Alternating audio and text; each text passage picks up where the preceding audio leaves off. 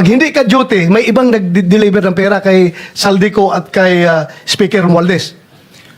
Pag nangyayari yan, sir, pag hindi ako duty, may makadetail talaga sa basura na yan. Pero ang authorized lang na mag-deliver at mag-receive niyan is yung dalawang tao na binanggit ko, which is John Paul Estrada and Mark Tiksay. Mr. Gutesa, sa panig ng pagdi-deliver sa bahay ni former Speaker Martin Romualdez, sinong tao ang nagre-receive? Sa mga ganon, sir, ang may contact, Your Honor, is yung si Paul at si Mark lang ang may contact doon sa receiver. Aling bahay Yung ang 42. pinagdi-deliveran mo sa panig ni former Speaker Martin Romualdez? Yes, Your Honor, yung 42, yung dito sa may Forbes Park. Yun lang? Wala nang iba? Mayroon pa yung bagong nakaraan doon sa 19 Nara, yung dating bahay ni Michael Yang.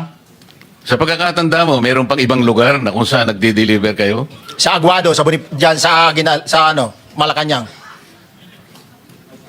Aguado? Excuse me, Senator Marcoleta. Sino Michael Yang?